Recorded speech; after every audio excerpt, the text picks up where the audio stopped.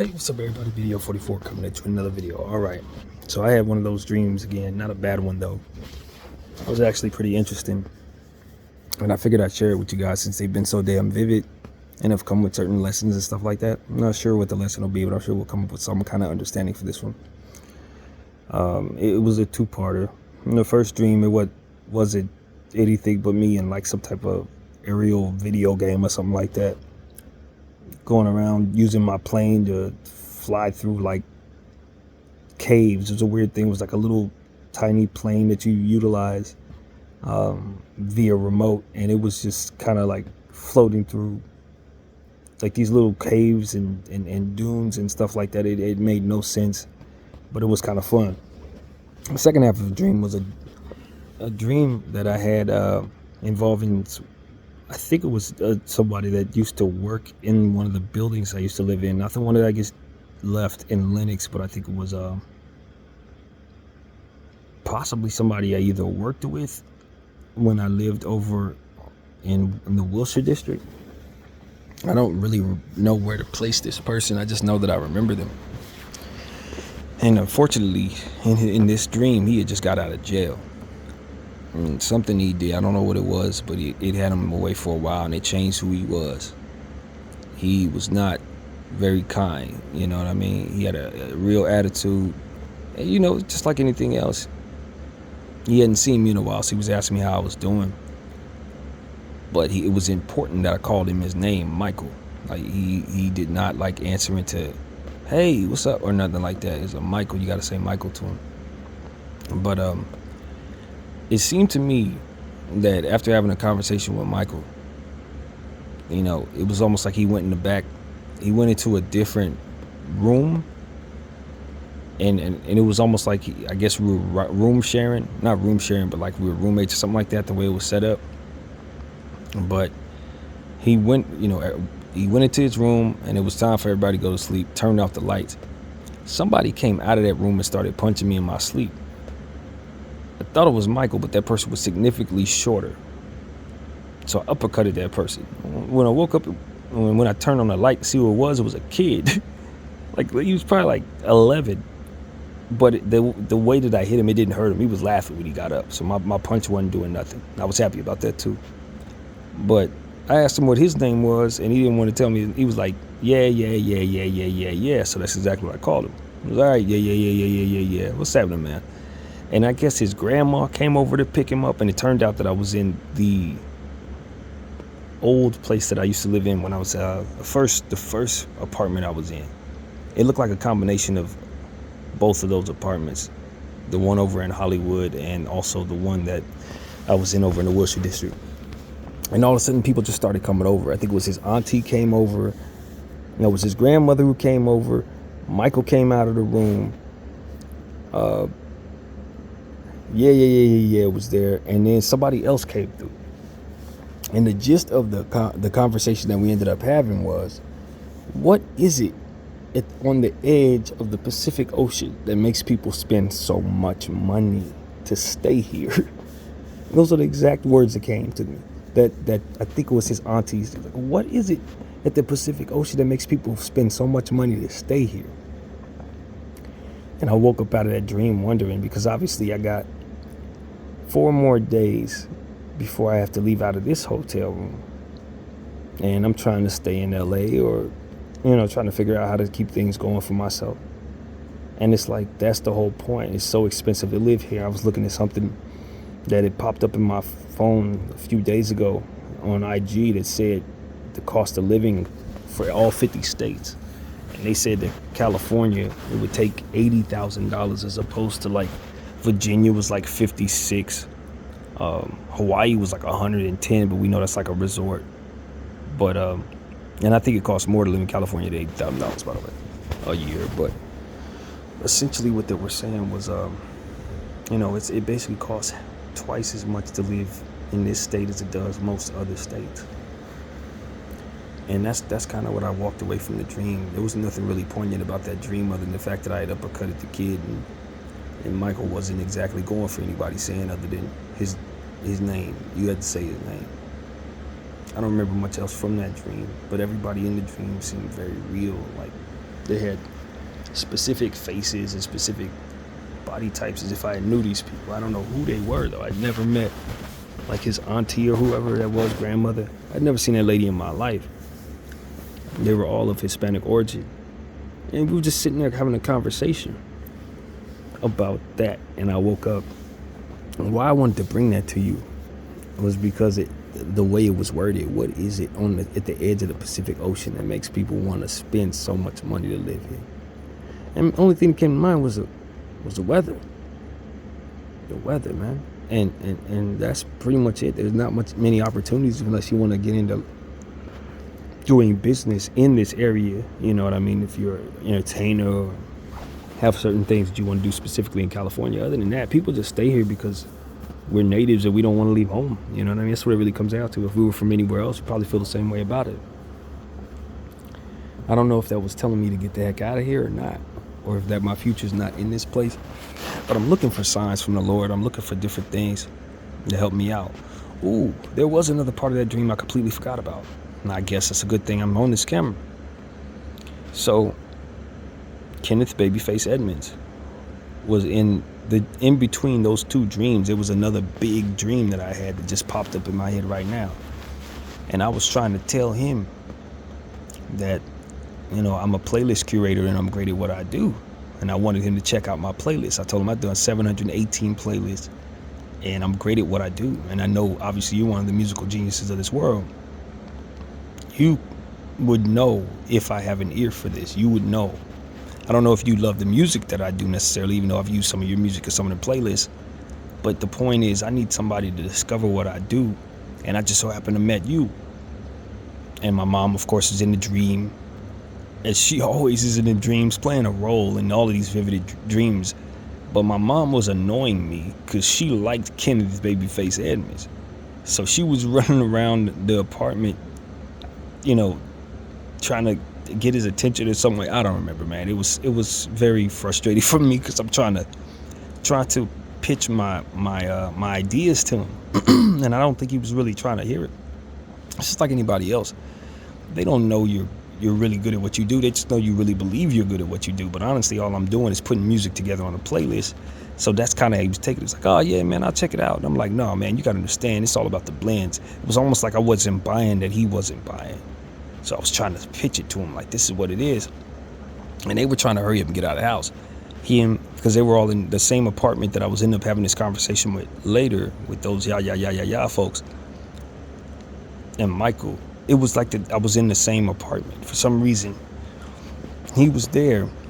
And I guess he and my mom were going to go out on a date or something. I don't know how that went. But the point was, I'm trying to pitch this to him. I'm trying to tell him all the things that I do. And trying to get him to click on a couple of my playlists and really vibe with what it is that I've made. And I just didn't think he was really buying into it, man. I think he just thought I was just some dude who really was passionate, but didn't have any, wasn't necessarily talented. And so that was a real big part of that dream. I was sitting there with him for like a good 5 minutes, going back and forth, trying to pitch to him what it is that I do. And I do my art, man. I've done so much art. I want you to check it out.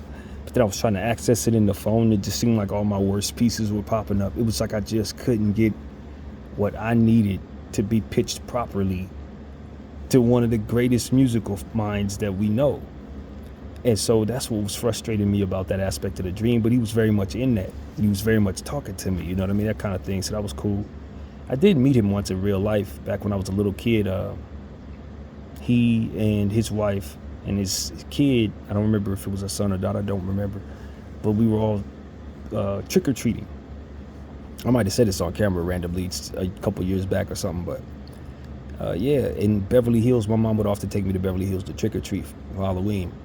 And sometimes we would see celebrities, and he was the biggest one that we ended up walking with. I also went to, every year we would go back to Jimmy Stewart, the individual who came up with what was the star of the movie. I think it was It's a Wonderful Life. I believe that was the movie he was in. He passed some years ago, but we would go to his house every year, like 4 years in a row. We would go to Jimmy Stewart's house, and they would always give us candy, and sometimes he'd come to the door. I think the first year his wife was still with us, and she came to the door with him. So it's just a lot of stuff that I just am having rushed back into my head right now from my childhood and growing up in LA. But that's the point. It's like LA, what would keep me on the side of the Pacific Ocean is the fact that this is home for me, and all the memories I have is here, and I'd like to stay. Even though it's so expensive to stay and I don't really have a way to really thrive right now, I do have things within the entertainment field that I do that would keep me here, other than the fact that I'm a native. So yeah, just parts of that dream coming back to me like crazy. I don't know what the heck that's about, but again, the Kenneth Babyface Edmond thing was really something else, man. I'm just sitting there trying to tell him. I never pitched myself like I pitched to this man in that dream. I was really telling him, like, this is what I do, and I really believe in it, man. You got to check me out, man. I'm great at what I do. I'm just telling him, and he's like, yeah, I'm all right, yeah, like, you know what I mean? Not really trying to hear it, not really believing it. But that was how that particular dream went. But the last one I woke up from was me sitting around there with all those folks, you know, discussing God knows what we were going to discuss. I ended up waking up. But you know, it was kind of one of those nights where it wasn't a bad dream, but I kind of tossed and turned similarly like I did when I was having my nightmare, because of the same reasons, not knowing where I'm going to live. But it's just like anything else. You know, I'm waiting for the Lord to wake me up this morning so that I could express urgency in regards to what needs to be done. I got things to do now. It's Monday, so I could address everything. And I also am leaning in on my faith, because I know that the anxiety that I have really doesn't lead to nothing these days. It doesn't help nothing. It doesn't predict nothing. It doesn't tell me what's coming. It doesn't really even protect me from what I would otherwise need to be protected from. And so it's like, all right, God, what you got for me? Even though I feel the anxiousness, I'm almost overriding it to a degree. I remember waking up out of the babyface dream, praying a little bit, not necessarily having anything on my mind because I was half asleep, but I just let God in, you know, kept tossing and turning. But the dream that I was having was so poignant, so vivid, I guess you could say. All the different things that had to do with the dream, the little video game aspect of it, flying around, blowing stuff up inside of caves. I don't know how that even worked. Looking for gold, I guess is what I don't know what that we're looking for. But yeah, man, the yeah thing. It was one of those situations where, to fast forward back to the Michael part of the dream, you know, he was telling me, you know, what is it that I've been up to? Like, do I want to go play basketball? And I was like, nah, I like playing video game basketball, but I don't really like leaving the house too much. You know, it's one of those things where it's like, I'm trying to get myself to want to go back outside. You know, and I'm getting there, though. I'm coming back around to being myself, but I really don't just kind of do regular activities like I should. So I was telling Michael, like, while you was in jail, man, I kind of changed a little bit, you know what I mean? While you was away, I just kind of changed. I'm still trying to figure out who the heck he was, like who that actually was. It's a combination of a bunch of people. I'm starting to think he was one of the dudes that I worked with back at Sun Valley. It was a random job that I had in Sun Valley, which is near here, probably like 15 miles from here or something like that in the valley. But he looked like one of the people that worked in one of those places. He looked like somebody who used to work at the children's club. It's like a combination of a bunch of dudes that fit his body type. So I have no idea who the heck that was. But he called himself Michael, and he had just got out of jail, and he didn't have the greatest attitude. But for some reason, I just continued to talk to him. But I always felt like it would, at any moment, it could be a problem, because how he was kind of addressing me. It was like, you know, I got to be defensive around him. Like, at any moment, it could turn into something. So when whoever that was came out of that room punching on me, it was almost like I was already ready for Michael to try something like that. You know what I mean? Like, literally. So, you know, that kid came out of there punching on me, and I could only see the silhouette because it was pitch black. But I knew somebody had come out of that room, and the only person I saw come out of that room was Mike.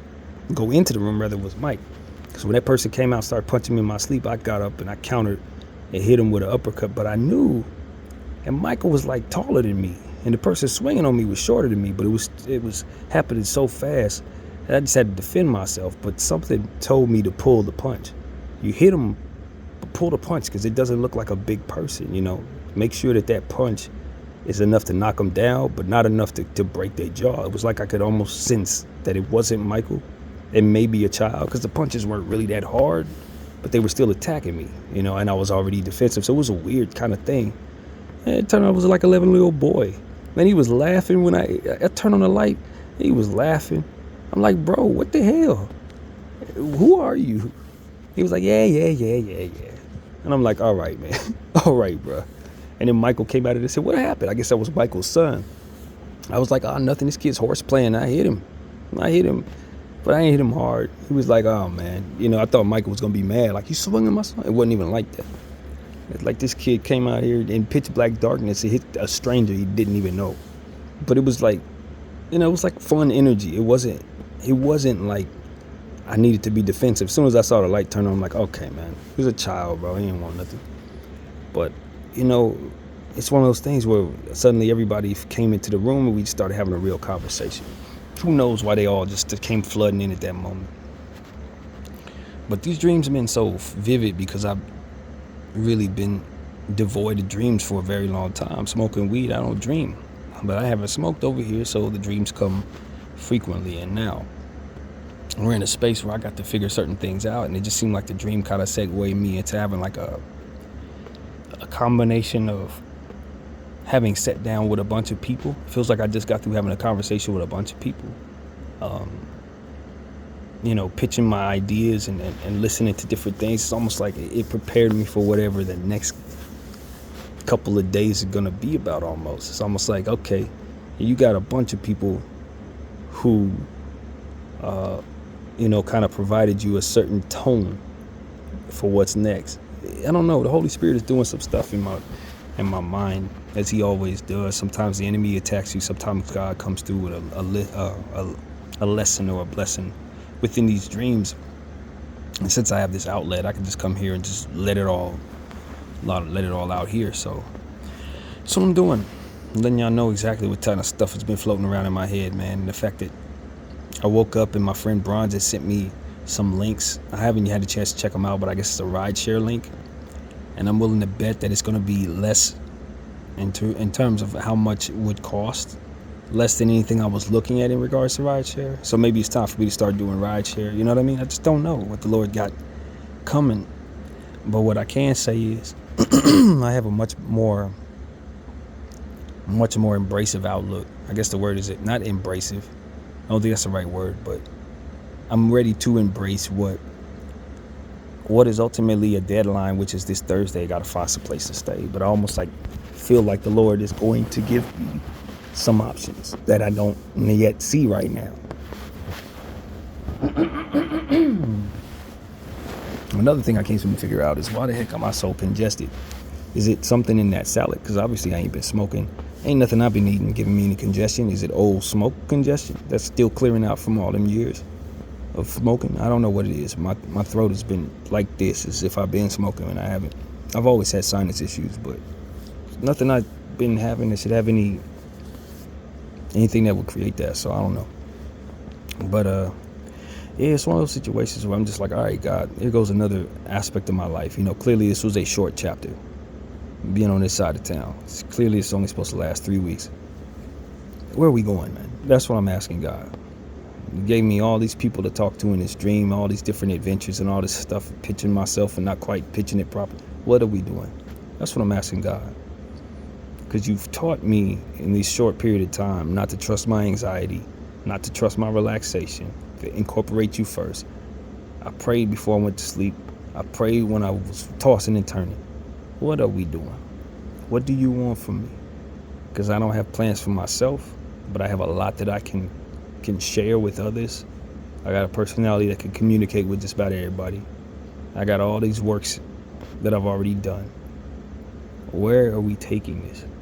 Because I don't want to wait until the last minute on Thursday, have nowhere to go, and then just be trying to ask, you know what I mean? Just trying to figure it out. I'd like to take the time that I have to do some things that I otherwise wouldn't do in the name of relaxation or anxiety or whatever. I want to get some things done.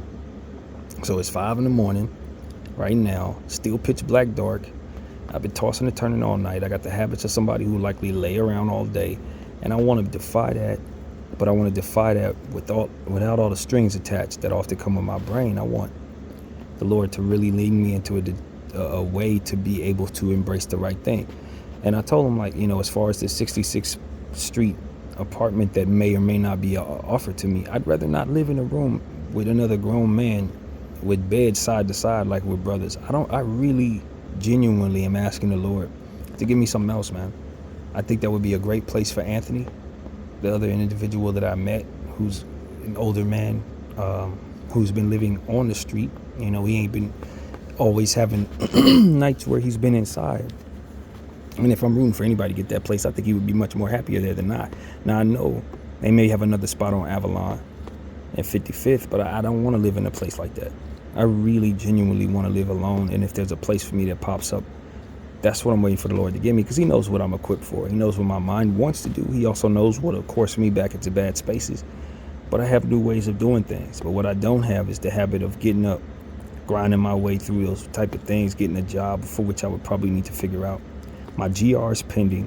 It's legitimate. It's not like I'm sitting here refusing to work for no reason. My mind has been acting up, and we've come to a conclusion professionally that I need some help with some things, financially specifically. I spoke to my family yesterday, but didn't ask them for any money because I really want to see what else the Lord has for me. Maybe I don't need to take their money. Maybe I can have something lined up for myself before doing so. That's more like it. So communicating with them earlier than later is probably a good idea, but I'd like to see what the Lord wants to do in my day, man. I'd like to know what the heck would pop up today that will allow me to be productive. So that's where my head is, man. If there's something I need to do, get up, get out, I want to do it. I really do. If for no other reason than just try new ways of operating that I've discovered may work based on the old ways of operating I'm discovering not working. You know what I mean? And just coming to that new self-realization. So that's what this video is about. It's coming fresh out that dream. Fresh out of that dream, just like I did the last one, with a bit better of an outcome, or outlook rather, on how I'm going to approach it. And I trust God more than I ever have. I've seen him give me miracles and stuff like that, and I'm welcoming not only a miracle, but new ways of approaching my circumstance, new ways of doing things the right way, and seeing what comes of that. I don't think he's going to drop me on my head. I don't think he's going to give me something I just don't want. I don't think I'm going to come up so empty that nothing's going to happen or any of that. I really feel genuinely trusting of the spirit right now. That's what it is. Yeah, I feel my mind doing whatever it wants to do. The anxiety that comes with my natural mind is a real thing. But as I've been telling y'all, I don't trust it no more. I genuinely don't trust it. And because I don't trust it, I don't feel it as strong right now. All them fears that come, or the relaxation, it's somewhere in between.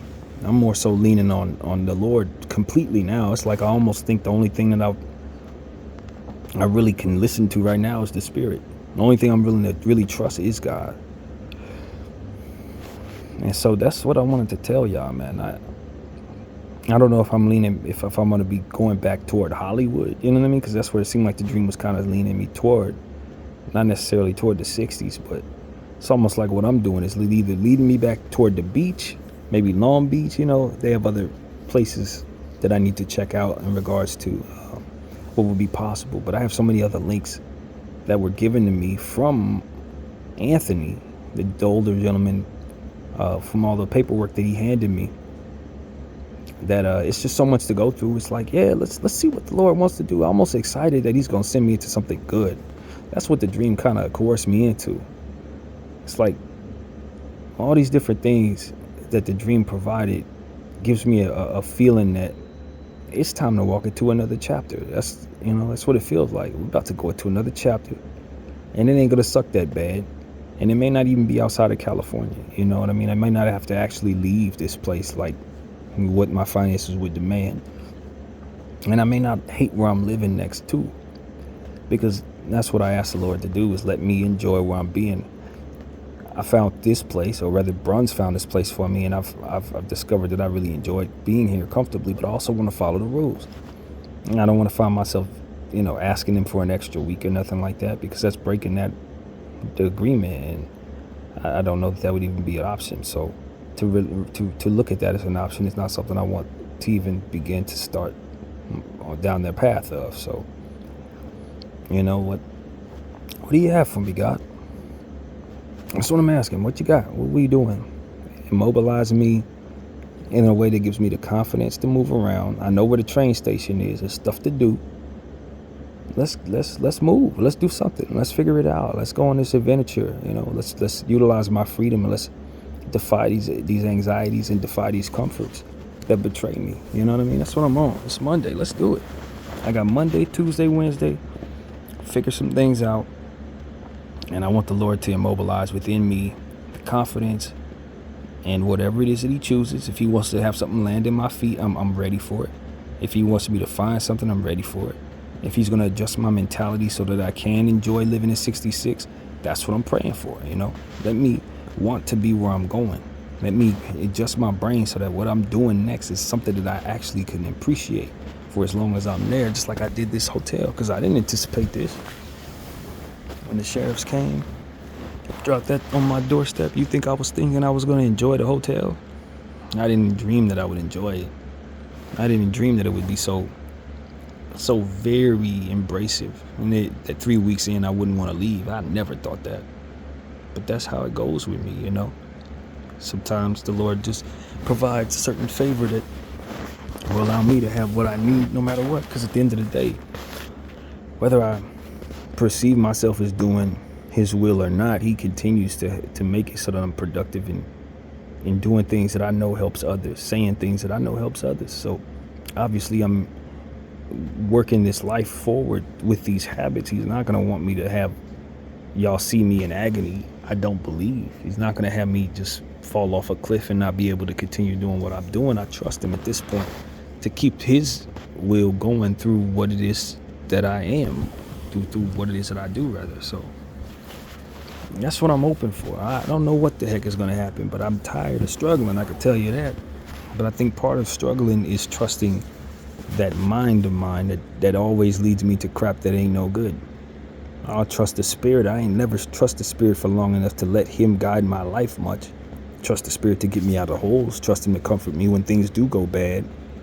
But when it comes to letting him guide my life, this is like a new thing, I think. So I just want to tell everybody that I'm willing to trust him. I'm willing to embrace the Lord right now. I'm willing to listen to him. And if he compels me to do something that I haven't done yet, I believe that I can be excited about it. And I believe through that trust that he can make it work out. And the little reservation I have about what is next, I'm drowning out with faith. I'm drowning out with trust, and I'm drowning out with sobriety, basically. I ain't smoked nothing and doing nothing that would otherwise make him look at me and say, you need to get better inside. Nah, I'm exactly who I believe he wants me to be on the inside right now. And I got the encouragement of friends. The guardian angel Bronze is still sending me links that I know could lead to something great, because everything she sends me leads me to something great. And you know what I mean? Kay, I've been speaking with. We're going on a good page. She's doing all right, even though the inconsistency is to be expected, because that's just how it is. She's dealing with it. She's dealing with whatever she has on her side of the fence, on top of what her feelings about what, some of the traumas that just recently happened in her life. She's trying to deal with the depression of it. So some days she's going to be really, really high. Some days she's going to be really, really low, just like that carousel I'm on. That's kind of like what's going on over there. You know what I mean? But we had some really good conversations over the last 3 days, kind of easing my mind. And of course, leaning into faith has made it so that a lot of what the enemy was doing and having me thinking the way I was thinking last week about her, now I just, again, don't trust it. I don't trust it, and I'm not supposed to. It's not of God. It's of the enemy trying to coerce me into thinking more or less than I should about her. You know what I mean? And so just a newfound, it's almost like I put on new skin. That's what it feels like in a way. Like I put on new skin. I'm not even embracing circumstances the same way. I'm not even looking at things as pessimistically as I naturally would. Those feelings need to be trusted. And as I said, there's stuff here, man. There are things here that could turn my life around. I could be just like I found myself in this hotel room, comfortable. I could find myself in an entirely different place comfortable too, because that's just what the nature of what all that I've done can do. For all I know, I could be really wealthy a year from now because of all this stuff I've been doing. For all I know, the Lord could have me on the other side of the country happy, or even in a different country happy, because of how my life can possibly go based on this art. I could find myself in Paris doing something. I don't know where the Lord wants to put me, but what I do know is I don't want to cap it off by saying, no, I'm too scared, or I feel comfortable, without the presence of the Holy Spirit saying, let me tell you. So that's what I'm welcoming, man, the let me tell you aspect of it, rather than I know what it is. I don't know nothing. All I know is that I'm in the arms of the Lord, and I'm looking forward to him guiding me properly, as he always would be willing to, if I just let him in every single time. So I'm going to encourage you to do the same thing. Let him in. That's what this has all been about. We'll get back to the Laker videos when things get settled. Of course, I expect more to be had in regards to these conversations about the Lakers, and my channel is still very much a Laker channel. But for now, we're on a mission to figure out what the heck this life is about. We're on a mission to figure out how I can overcome these anxieties, how I can get from this point to where I'm going to be when the checks come in for SSI, because I'm still very much struggling. And I guess that's what I could tell people. It would be great if we had something for mental health people that didn't force them into circumstances where they got to be with the public while waiting for the support that's ultimately going to come. If I'm disabled mentally, and the only real path I have to having finances is to get a regular job, that is a problem. Not necessarily for me specifically. That's not what I'm referring to. I'm just talking about everybody. Anybody who would find themselves in my circumstances. If I didn't have my family fronting me whatever they had to front me, I'm waiting on GR. Things need to be paid for in the meantime. I would have to go out and figure out a way to make money. And as sick as I am, people are much sicker than me. They may not make it this far. If you would have seen all the different thoughts and feelings that have gone through my head while struggling, waiting on them to have the paperwork straightened out for me to get my GR, and what you did, you know that it could have went really left for me. And if I were much sicker, who knows how bad that would have been? Would I have taken the stress that I have and done something crazy?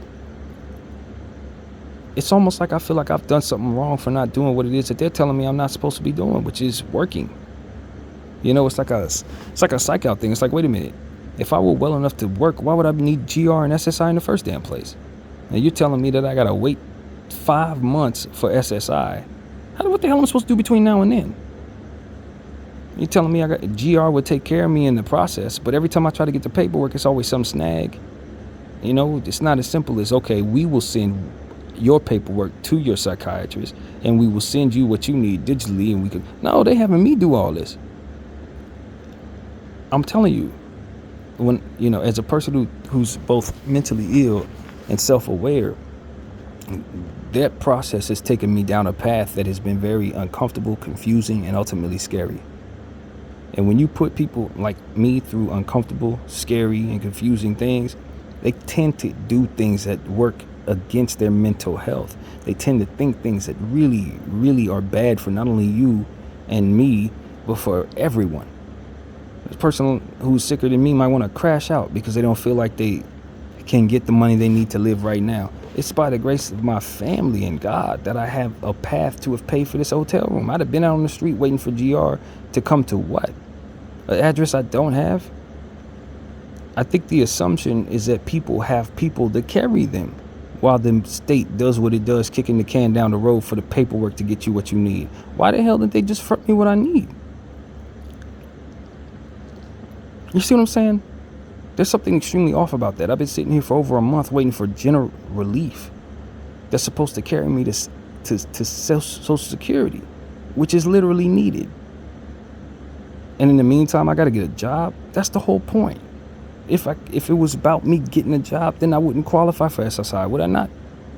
I wouldn't qualify for this GR process. So the state is dropping the ball mental health wise all over the place. Homelessness is up, all the way up. Mental health problems are not being treated. They only want to talk to guys like me once a month for psychological help. Like, that's really supposed to help me, man. That ain't helping nothing. And they want to give me drugs? Like, no, California, absolutely not. All of this is wrong. The money I need is not coming my way.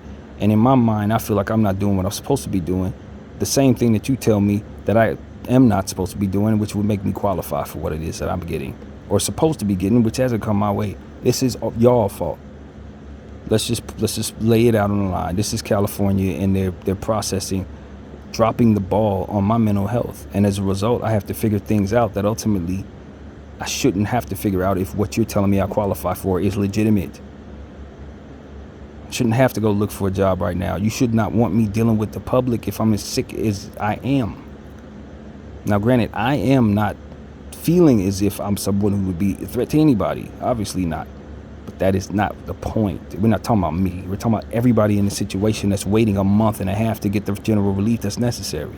And 3-4 months to get this SSI that would otherwise be necessary. This is messed up as hell, man. And I'm glad I'm able to put that in this video as I sit here trying to figure out what the hell I'm going to do next. Ride share? I shouldn't be driving nothing. My head is screwed up. Think about that. Why the hell do you want me picking people up if my head is screwed up? Why do you want me making your food if my head is screwed up? Why would you want me to be your security guard if my head is screwed up? If what I'm waiting for is help because I'm sick, why the hell do I need to go out into the sector to work while sick to get that help? So that's something that just needed to be said. It's not necessarily the energy of the video or even the energy I was in, and I'm not blaming everybody for my problems, but it's like that's the confusion I've been dealing with. It's like I got to go get a job. But wait a minute. Get a job? Ain't that the problem? That is the problem. I hadn't been able to convince myself to work because of my mental health. And you guys say that that's legitimately something that's a disability. So if it's disabling me, how am I going to be able in the short term to work against that disability? They can't make it make sense because it don't make no sense. And it's awful. And they keep kicking cans down the road, telling us we got to get paperwork to the other side of town. And they tell her she get 10 days to screw around and sign the paperwork. 10 days. 10 days and I have to eat and have to make a way for myself. Every one of those days have to be paid for. What are y'all doing? What keeps us on the edge of this Pacific Ocean? I tell you what it ain't. Cost of living, it definitely don't keep you here. It kicks you out. Mental health help will kick you out too. So I guess that's the purpose of what the Lord wanted me to say in this video. Hold these people accountable. This is ridiculous. I'm sitting up here struggling my head off because I can't work. They tell me I can't work. They agree. But for the time being, what do I have to do? Get a job. Make it make sense. Sitting up here struggling my head off with trying to get into ride share, so I shouldn't be able to do none of this. The state agrees that I got mental health issues that'll make it so that I can't do this, which is why they'll pay my way. So what the hell are we doing? Why don't I have what I need? Doesn't make any sense. And they're sabotaging a lot of different things by letting this be the case, man. So California, please, man, help me out and help everybody out who's going through what I'm going through. I shouldn't have to be struggling with money right now. Not if y'all gonna be paying me all this whatever SSI. And if I'm not actually due for SSI because I can work, then don't sit up here and tell me that I qualify for SSI. Doesn't make any sense. You're going against your own damn self and you're putting people at risk in the process. It doesn't help society as a whole. You got crazy people running around trying to make a way for themselves, and they may not even have the right stuff in their head to do so. Spitting in your food, running their cars off the road, cussing people out, crashing out in the middle of the freaking shift. That's what you're asking me to do, more or less. If what your logic is in regards to assessing my brain versus what it is you need me to do until I get my GR, essentially what you're saying is go out there and try not to crash out while you wait for y'all to kick the can down the road. Not smart, Callie. Not smart at all. Where my damn GR at, man? So anyway, that's a little bit of frustration. I'm not upset though. I just felt like that was something that needed to be said for real, man. I don't think I've articulated it like that. This don't make no sense. I'm going through the rigmarole trying to figure out how to make a way for myself when they supposed to be paying it. Not to say that I think I'm entitled to that. That's not the point. They agree that this is the case, which is why I would even think it makes any sense. After all, I'm not well enough to make my own decisions, am I? Like, what are we doing here, really? Going through the rigmarole. Just have to call my family, ask them for this, gotta wait for that, gotta pay for that. It's like, what the hell are we doing? Things, you gotta have an address. A lot of people are sick. That's the point. We devised the realization that I'm not well because I could not bring myself to do things that made sense that other people would otherwise have no trouble doing. So I'm angry at them for that. I'm angry at the fact that I still ain't got one GR check, not one SSI check. They talking about January. It is September. How the hell am I live to see January? Like, that's the reality. How am I gonna even get that far if I'm quote unquote disabled? You're failing us. You're failing me, man. Straight up. So yeah, that's part of this dream. No, rather this video, but I'm not upset right now. That's just the nature of the circumstance, and it needed that type of intensity. What I am is looking forward to doing what it is they're forcing me to do, which is find some way to make a way for myself in the short term, and hopefully what they give me can help me in the long term. But this is entirely too difficult for myself in regards to acknowledging that I have a mental health concern that does keep me in a space where I don't trust my own brain, and in needing to use that same brain to make a way for myself while they kick the can down the road with the paperwork. It's an unnecessary fight that I shouldn't have to be taken on by myself and my family. You know what I mean? This is not right. All of this doesn't make any sense. So either they're helping people or they're not. But anyway, yeah, that's what that is, man. Who knows if I get that GR stuff straightened out, or if there'll be something else they tell me needs to be signed, or if they tell me I gotta go somewhere and get another test or whatever. I don't even know what's gonna happen. I really don't. Are they gonna direct deposit the money to my account? I don't even think they've taken my account information as of yet. The path to me getting what I need, I'm not sure. You know, one of the things that happens with 66 is you gotta show some income.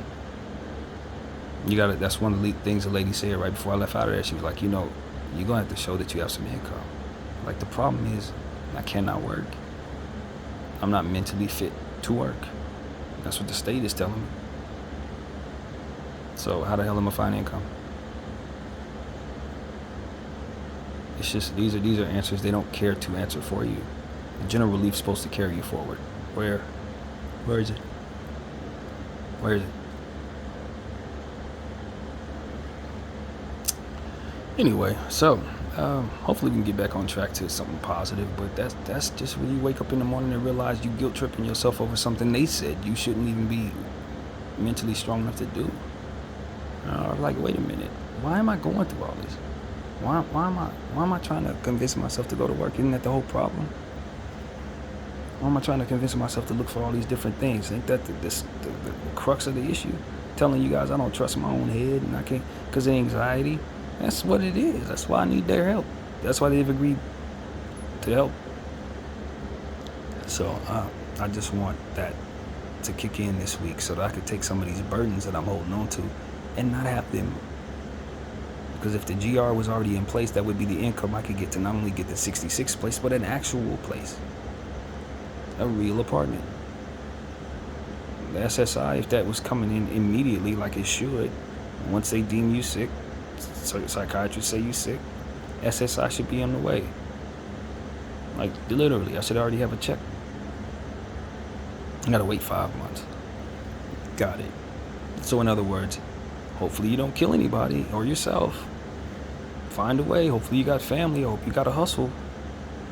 Maybe you could do something that'll get you thrown in jail between now and then, but hopefully you don't get caught.